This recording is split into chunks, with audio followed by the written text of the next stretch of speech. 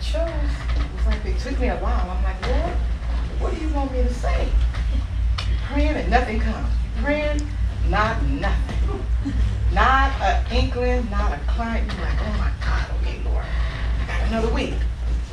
Or I still ain't saying nothing. I'm like, Lord, what is it you want me to say to your people?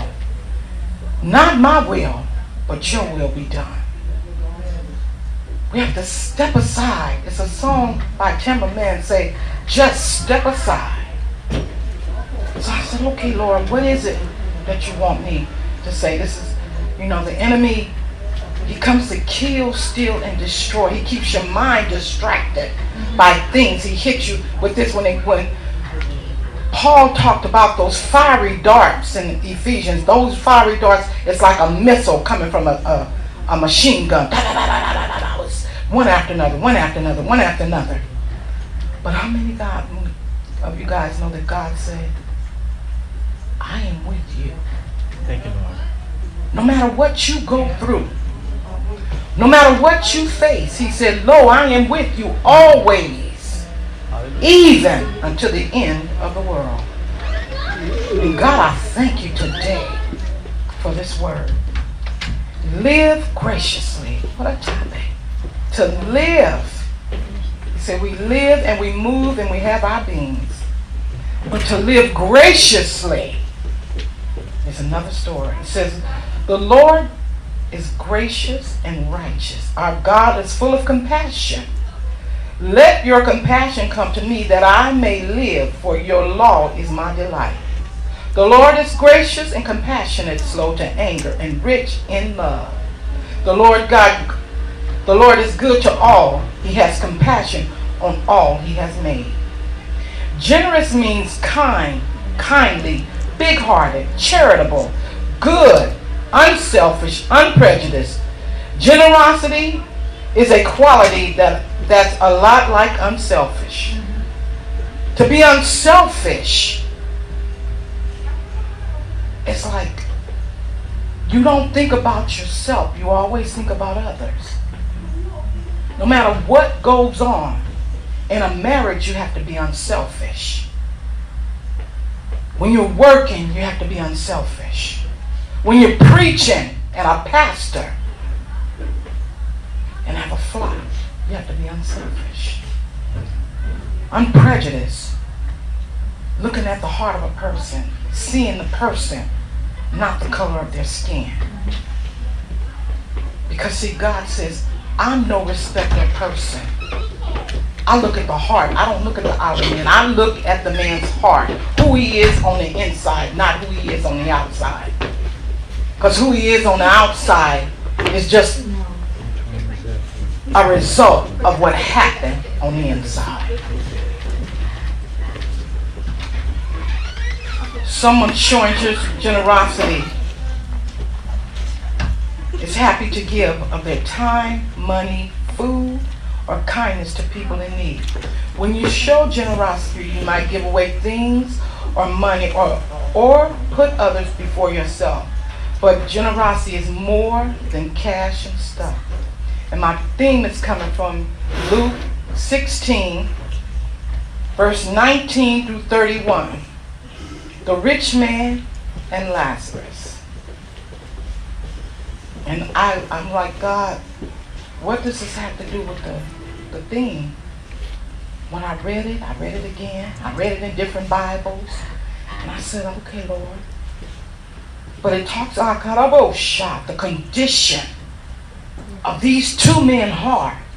Remember, generous is kind, kindly, big-hearted, charitable, good, and unselfish, and unprejudiced. That's what generosity means. So it tied in with the rich man and Lazarus. And it says, and I'm going to read the verse 19. And I got this from the King James Version because I really like the King James Version. I read the New Translation and different other languages, but I prefer this one for this particular topic. There was a certain rich man who was clothed in purple and fine linen and fared scrumptiously every day. And there was a certain beggar named Lazarus who lay at his gate full of sores, and desiring to be fed with the crumbs which fell from the rich man's table. Moreover, the dogs came and licked his sores. And it came to pass that the beggar died and was carried by the angels into Abraham's bosom. The rich man died also and was buried. And in hell he lifted up his eyes, burning, being tormented, and seeing Abraham afar off and Lazarus in his bosom. And he cried and said, Father Abraham, have mercy on me. Send Lazarus that he may dip the tip of his finger in water and cool my tongue. For I am tormented in this flames. Remember, generous means kind, kindly, big-hearted, charitable, good, unselfish, and unprejudiced. But Abraham said, Son, remember thou that in thy lifetime receivest thy good things, and likewise Lazarus evil things. But now he is comforted, and thou art tormented. And besides this, between us and you there is a great gulf fixed, so that which would pass from hence to you cannot, neither that they pass to us that would come from thence. Then he said, I pray thee therefore, Father, that thou wouldest send me to my father's house. For I have 5 brethren, that they may testify unto them, lest they also should come into this place of torment. But Abraham said, They have Moses and the prophets, let them hear. And he said, Nay, Father Abraham, but if one went unto them from the dead, they will repent. And he said unto him, If they hear not Moses and the prophet, neither will they be persuaded, though one rose from the dead. See, when this man, he was rich, he fared scrumptiously. In society, people take a person that's rich and they make it seem like that person has it going on. And yeah, financially they do. Please don't get me wrong, because if God bless you financially, baby, do it. Whatever God blesses you with, that's what he's given to you. But it was the condition of these 2 men's heart. It had nothing to do with the money. It was a heart thing. One was generous but had nothing. And the other one was rich but was poor in spirit and empty and depleted, because he didn't have compassion. He didn't have love. There was no understanding in this rich man at all. All he saw was what he had. And he passed Lazarus day by day, year after year. No doubt. He seen, because he said he laid at his gate. There's no way you could come into your house and not see the condition of somebody. See, it wasn't just an outward condition, it was inward condition. Lazarus had the outward condition, but the rich man had the inward condition. His heart wasn't right. He was, remember, kind, kindly, big-hearted, charitable, good, unselfish, unprejudiced. I'm going to stick with the last 2, because see, he was selfish, drop off the and he was prejudiced. He was selfish because he walked past him, or he drove past him in his Rolls Royce. We're going to bring it up to speed, not a buggy and a horse or a Campbell, whatever they was riding back then, but we're going to say this man was rolling in a Rolls Royce. Ice blue, white leather interior. See, that's my dream car, that Rolls Royce, ice blue, white leather interior, plush carpet. See, he rode past him. He saw him. He saw this man. But he chose to pass him by. He chose not to stop and not even give the man the crumbs that fell from his table. Now that's saying something when we can't even feed somebody. The Bible says if your enemy is hungry, feed him. If he's thirsty, give him a cup of water. He said in doing so, he said you heap coals of fire on his head. He said, vengeance is mine and I will repay. The rich man kept on. He just, year after year, day after day. See, he had this thing. He said, he said, I don't understand why he just won't move from in front of my place, my house. What must my neighbors think? But if I tell him to leave, then people will think I'm mean. Besides, he's going to like besides. Everybody knows this is a rich man talking. I struggled. I made it. It wasn't easy for me. That's what I hear people. I have a particular person that's doing really well.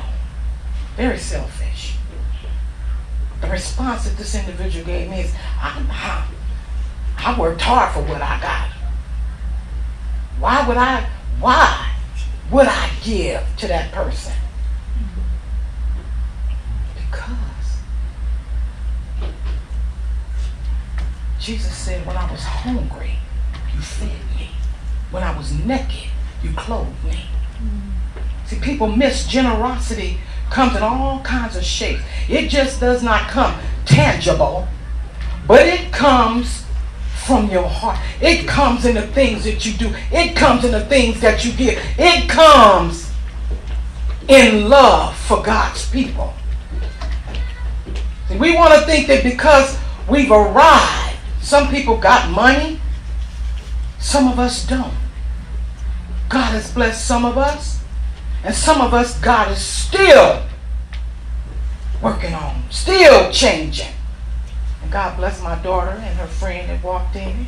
Amen. Praise God. That's my baby. She turns my world upside down, but I love that little girl right there. I love that little girl. She's a grown woman, but she's still my little girl. Don't be shy, because you know I'm going to talk about you. I'm going to give y'all a testimony. Because see, Lazarus, he thought about this beggar. The rich man thought about Lazarus. He said, I know his kind. You know how people get with their friends and get to talking about you. And I had a friend, she got around her doctor friends, and I'm sitting there. And she talked about me. I was on the welfare. I had 3 little kids. And her friends talked about me like a dog. To my face. They didn't do it behind my back. I'm sitting over in a corner. And they called me nothing. Oh, she ain't gonna never be nothing. Ain't no hope in her. Oh, why did you even bring her to my house? This is what this lady told my friend that took me. Why would you bring somebody on the welfare to my house? Like I couldn't hear them. I sat there and I took it. I waited till the night was over and I checked that person too. I said, don't ever take me around anybody like that again, and how dare you do me like that. And this was somebody that was very close to me. I said, how dare you humiliate me like that? So can you imagine how Lazarus felt in front of the rich man's house? When he had a party, he was a life of the party. He was a talk of the party. Did you see him? Yeah, I seen him. Got new sores all over him. Woo! Why don't you just make him move from in front of your house?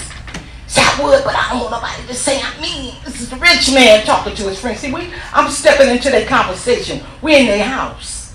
We're on the inside of his house now. We got a house party going on. And I can remember when I felt a sense of hopelessness. I lost my job. I didn't have no money. My phone got cut off. I was using my neighbor's phone, and my kids were teenagers. And I had gotten a little job and lost the job. But I don't even know why people got rid of me. I can't even tell you. I don't know. Honest to God, I don't know. I thought I was doing good. I thought I was a shoo-in because it was through a temp agency. I just knew I was going to have this job. They told me your assignment is up. Phone got cut off. I didn't have no food. I went next door to my neighbor. Her name is Vicky. And I used her phone. And I called this person. And I'm telling them my plight, what's going on with me. Oh, and they began to brag about how much money they had. Oh, and how they had this. Now, this is a church person. this ain't no sinner. This is somebody that walked in the house of God with me. So I'm like, okay, well, maybe I can ask him for $20. I said, can you loan me $20? I said, because I need to feed my kids. We didn't have no food. You know what this person told me? I said, no. Mind you, they just told me they had $1,200. I can't give you nothing. I just got to live for myself. And I'm trusting God. I'm trying to hold on to God. Trying not to go back to my old life. It was hard. It was rough. But see, that was a rich man, and I was Lazarus. Desiring just to eat the crumbs that fell from that person's table. But there was no mercy. No mercy. So the young lady, she says, she was in a predicament. She said, look, I work at night, and I had an old beat up car. Leaked oil, but it was the best running car I ever had in my life. I love that old red devil. So she said, if you let me drive your car at night, she worked at a restaurant. She said, I'll bring food home so you can feed your kids. That was what we did. We did an even exchange. She drove my car. Now, mind you, she filled it up with gas. Amen. Amen. But she brought food home every day. Praise God. So I could feed my kids. See, God will make a way out of no way. Mm-hmm. You don't know what people be going through. See, the rich man didn't know what Lazarus had been through. What caused him to be laying at his gate where he couldn't move. He was in a state of mind. He was in a state of mind like, you promised me that you were going to heal me. God just promised me that you were going to deliver me. God just said that I would be the head and not the tail. Yes. See, God promised me a few years before. He said, Sheritta, I'm going to bless you. He said, I'm going to bless you with a good job, a good husband. He said, you're going to be the lender and not the borrower. Yes. Amen. He said, and I'm going to bless you. So at that moment, when everything was falling apart, I'm thinking, well, God, you promised me. You told me. I trusted your word. And I went to a saint of God and asked him to loan me $20. But see, the saint didn't help. Just like the rich man, he's a church man. He probably was a deacon in the church. Because I know this person here, she was an evangelist in the church. Speaking with tongues, that mighty burning fire. Oh, I can't give you nothing. I said, oh my God. But the girl that nobody would even think, she said, let me use your car. She said, and I'll bring you food every day. And this went on for, I don't even remember how long. But she brought me food every day. She took my 2 oldest kids with her. And they worked. I was so messed up in my mind because I had been through so much, I couldn't hardly pull myself up. I felt like Lazarus. As a matter of fact, I know I was Lazarus. Because I couldn't think. I was hit by blow after blow after blow after blow. See, Lazarus laid there. It was a condition that he was in. Not by his choice. It wasn't Lazarus' fault. But the rich man just strolled on by. Say, you know, I'm so tired of him being in front of my... But if I say something, you know. So when he got around the church, yeah, I gave him a little food. Yeah, you know, they want to get glory. Oh, I did this and I did that. But God said, oh, not so. He said, see, people see you, but I see your heart. See, this was a condition of these men's heart. Lazarus felt worthless. He probably had messed up so many times like me. I had messed up so many times. He was just like me. Every time he'd go back, something happened, he'd run back out again. Then he'd run back and throw his hand up, God save me. God save me. He'd run back out again. That was me. When things wasn't going right, I knew I would go out and get me some money. And men, please don't take this the wrong way, but I could get a man, beat him out of every dime he had because that was my skill. That was my skill. I didn't cheat. I didn't steal, but I would tell him, look, I got 3 kids. Now, either you're going to help me or you not. That was it and that was all. But see, that was me and my flesh. Because see, God said, I'm going to bless you with a good husband. And there he sits right there. Putting up with me, dealing with me, and loving me through it all. God couldn't have blessed me with a better husband. If you wait on God, let me tell you something. When you wait on God, his promises are yes and amen. Yes. Amen. See, the rich man looked at Lazarus, his outer appearance. We don't know what happened. We really don't know Lazarus' story, but I can tell you my story. Because I'm Mrs. Lazarus. That's who I am. This is my story. When you meet people and God tell you, when you cry out to God and say, God, help me. He said, here I am. All you got to do is trust me. So both these men died. Said Lazarus was carried in Abraham's bosom, but the rich man lifted up his eyes and heard. Let me tell you, that was a conversation that this man had with Abraham. Listen to this conversation. Because some people can think fast on their feet. So he went to bargain. Because mind you, he's rich, so evidently he was a businessman. And when you're a businessman, you got to make things happen, and you got to make them happen quick. Because it could cost you millions, or it could cost you everything. So he was thinking fast on his feet. He said, listen, let me sit down right here. He talking to Abraham. Abraham up there. He said, Abraham. Abraham like, yeah. He said, hey. He hollering. Woo. He said, man, I'm in torment. Abraham said, yeah. Yeah, I see. He said, can you just send Lazarus? See, now he remembered him. He remembered who he was when he started suffering. He remembered who he was when he started going through. But see, it was too late for him.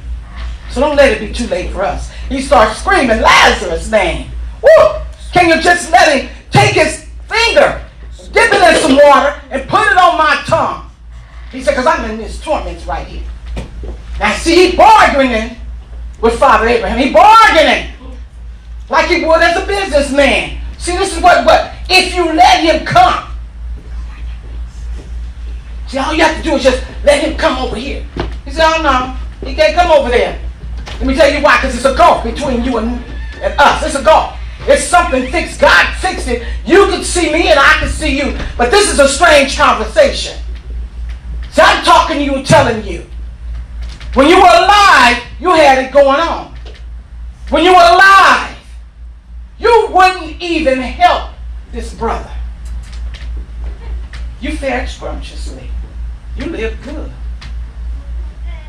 That Rolls Royce, I'm telling you, that ice cream, with them leather white seats. That's my dream car. Rolled on by. But now he's like, boy, wait a minute, because see, he said they both died. That was it. Didn't say,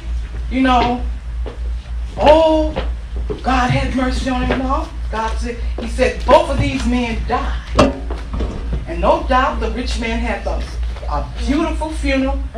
Hundreds of people. Oh, everybody got up and said what a good man he was. Oh, they talked about all the achievements and accomplishments, all the business deals that he did. Probably his business partner got up and said, man, he made us millions when he was alive. Oh, we really had it going on. But he died. Left everything here. Couldn't take nothing with him. Lazarus died too. So he's still in this conversation with Father Abraham, trying to see if he can wiggle his way out of hell. He's like, oh. He said, I tell you what, he said, I got 5 brothers left. He said, why don't you just send somebody so they can talk to my brothers? God is just as quick. You can't out-fool God. You can't fool God. So Abraham said, So they got the prophets. They got Moses. He said, "What? See, the man, he's still this conversation. This is a two-way conversation he's having." He said, "No." He said, "Nay." He said, "If somebody come from the dead and tell my brothers, maybe they'll turn. I know for sure they're going to turn on." So he was talking about himself. If you just let me out and I could go back and tell my brothers, see, he's still bargaining. He's using his bargaining chips. He thought that because he willed and dealed while he was alive, that he could will and deal when he died. See, he willed and dealed and he made deals when he was alive.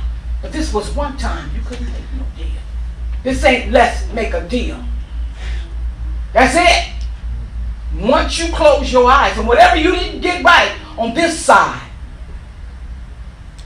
you can't get it right on that side. So he thought, because he was a businessman, he could will and deal with Abraham. Oh, he said, just let one from the dead. He said, no. Abraham said, mm-mm. He said, because if they not going to listen to Moses and the prophet, they surely ain't going to believe one coming from the dead. And see, we have to realize that it's a condition of our heart. See, God saw the condition of the rich man's heart. He didn't even give the man a name. He said the rich man. Lazarus had a name. We don't even know who this rich man was. All we know is he was rich. And he fared scrumptiously. He wore purple. Purple is a sign of royalty. So that means he had to be somebody of significance. And he thought when he died, because of his status, who he was in life and society, when he got before God, it would work. God said, let me tell you who you are. Let me show you who you really are. Let me show you the condition of your heart. When you were alive, you were selfish. You were prejudiced. You were unkind. You didn't care about your neighbor. All you cared was the bottom line, was your profit, your dollar profit. Now, don't get me wrong, if you got your own business, please believe me, God gave that business to you. Yes. But whatever you do, be fair and be just. Be fair and be honest. And make sure whatever God bless you with, that you give him your tithes and your offering. He ain't asking for a lot.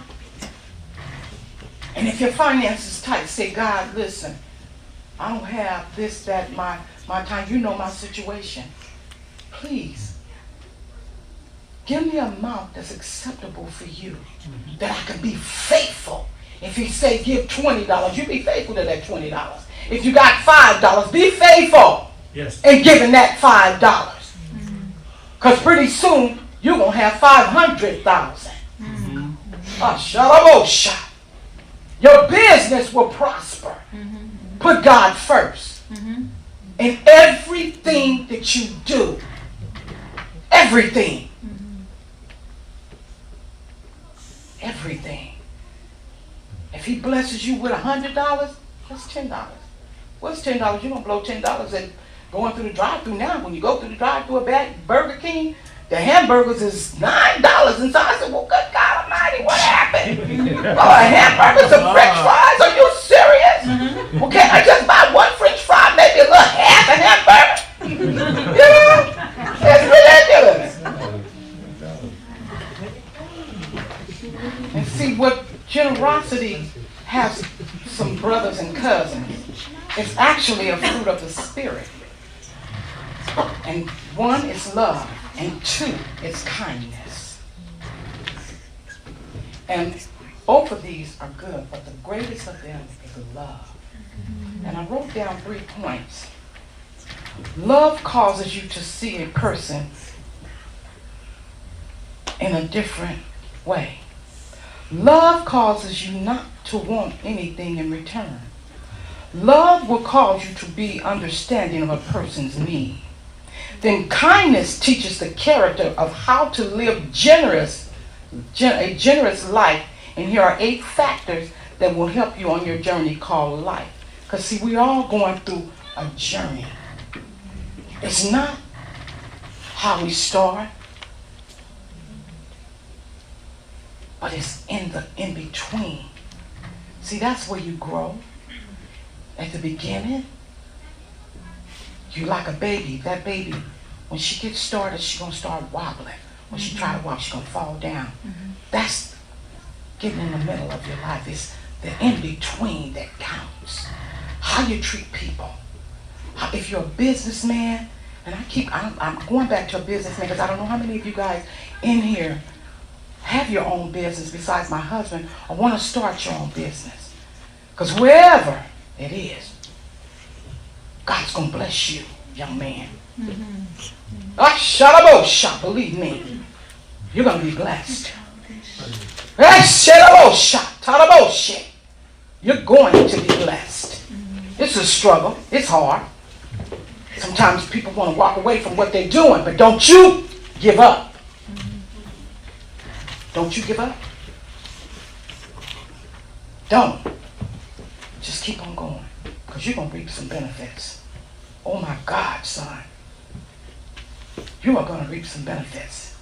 Anybody, man in here that wants to start his own business or have some ideas, even women, whatever we want to do, even in young kids, you have goals, you have dreams. Put God first.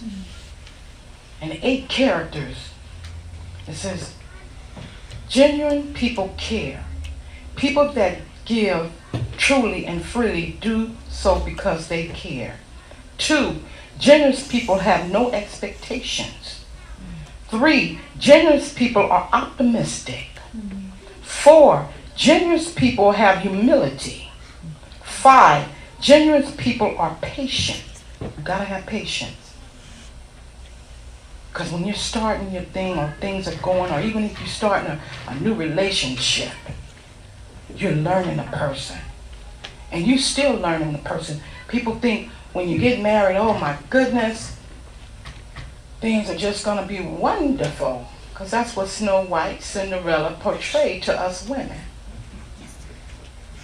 They made us think, see, they ruined us. They made us think that everything was going to be just wonderful. He's going to ride in on a white horse, and there you go. And she's all, yes, he's rescued me. And then when you get it moved in, personalities come out. Conversations go. Person squeezes toothpaste the wrong way. Like, wait a minute, what happened to the soap? Did you use up all the soap? The conversation, be like, dang, what happened? And I don't know why God got me going this way, but I'm going to roll with it. That toothpaste and that soap. And then you'd be like, oh my goodness, he didn't pick up his socks. I just cleaned up. I just vacuumed. 5 cups on the coffee table. Like, oh my God, please, Jesus. Help me, Lord. You know, I'm being real. This is real life. Generosity is being patient with another person and accepting them for who they are. See, the rich man didn't have patience with Lazarus. He couldn't see him for who he was. And see, when you get into a marriage, whew, you can't hide who you are. And you might as well keep the car that you have. Because if you turn it in, you might get something worse than what you got. It might look good on the outside. You know how people fix up a car and they jimmy it, and by the time you get it and get it home, then it'd be like Barney Fife on Andy Griffin. The stern wheels start coming out. Everything started happening. So when God bless you with that mate, He knows what He's doing. People look at the natural, but you know what God told me about my husband? Because we had some rough times, and I was like, God, look, I'm going to leave this man. He said, go ahead, leave him if you want to. My friend, 6 o'clock in the morning, I made up my mind, I'm leaving him. Because he just don't do things the way I do. God, I can't do this.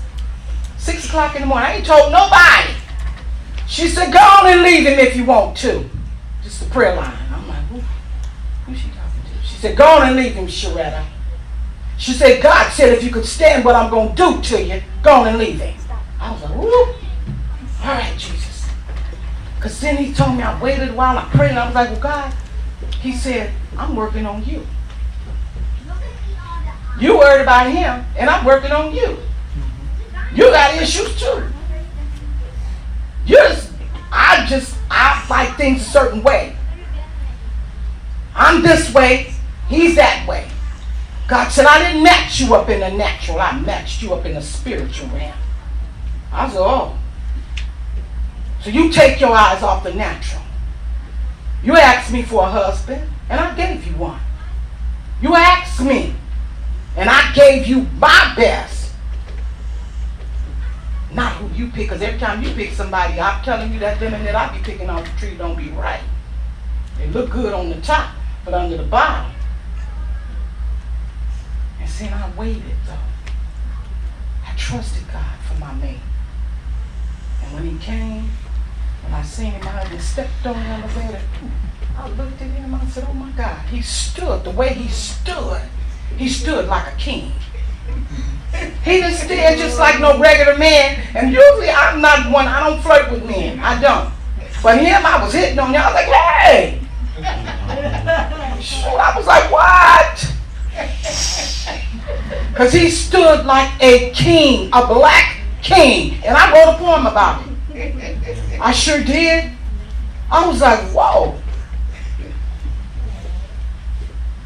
But I waited on God. And I trusted God. When God put two people together, you know it, and he knows it. Mm-hmm. And you got a work to do for God, because we got a work to do for God. And we working as a team. There's no what they tell Kobe, ain't no I in team. It ain't no I in team. It's T-E-A-M. T for trust. E is for everlasting. A is for assurance. And M is for moments that you will share that can't nobody take away from you. I just made that up on the fly, guys. So ask me, I don't know. But I love God. And I thank God for this message. And the end of my story is, so to live a generous life is to know your purpose that God has for you. God is God, and he works all things, including your life, according to his purpose. Psalms 57:2 says, I cried out to God, Most High, to God who fulfills his purpose for me. This is key in understanding God's purpose for your life. God has numbered your days and will fulfill every purpose he has for you. So I want to pray for you guys. Anybody need anything? God is going to bless you. God wants to assure you, even though things are hard, even though we're going through this pandemic and we're going through this all together, God says, I'm still going to bless you. I'm going to keep you. I'm going to protect you. Sometimes we think it's tangible. Well, no, it's with good health. No, it's giving you strength to get up and go where you need to. Blessing you by keeping your car running. He's blessing your family members. He's keeping everybody safe. He loves us. He loves us. God said, I love you. And there's no good thing that I would withhold from you if you walk up right before me. I will bless you. I'll bless your going out and I'll bless your coming in. He said, because I am God and I change not. Ask me. He said, just ask me what you want. Believe me. Have faith to know that I will do it for you. I'm going to do it. Not you, but I'm going to do it. You step aside and let me do what I need to do in your life. You step aside. Turn your business over to me. And watch me multiply it. Yeah, Sheritta. Watch me multiply your business. Watch me give you the desire of your heart. Step aside. And this is for the men. God said, I'm going to do some great things for you guys. I've promised you guys some things. Some of you men, I've promised you. And he said, I'm a man of my word. Though it tarry, he said, wait for it. It's tarrying a little while longer than what you think. It's taking a little longer for him to give you the things that he's promised you. But he said, in due season you'll reap if you faint not. Meaning if you hold on just a little bit longer. And I'm talking directly to you. Hold on just a little bit longer. Just a little bit longer. God's going to bless you, gentlemen. James, God's going to turn some things around for you. But, James, you can't run. You can't run. Because if you keep running, you're like a moving object. I can't bless you. I can't heal you because you're running. If you stand still and see the salvation of God, I'll turn this situation around. If you just stand still, I'll turn the situation around. Because see, I promised your wife some things. And she's been holding on, she's been fasting. But I can't do it if you keep running. Because see, it's not me, it's you. I promised. So you want me to move fast. I'm not moving at your time because I'm outside of time.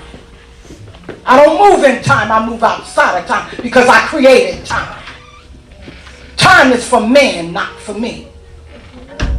I'm outside of time. I'm outside of your perimeters. But if you keep running, you're a moving object. And I'm not going to chase you. I'm going to stand still. And I'm asking you to stand still and trust and believe that I can do all things because I am God. And I change not.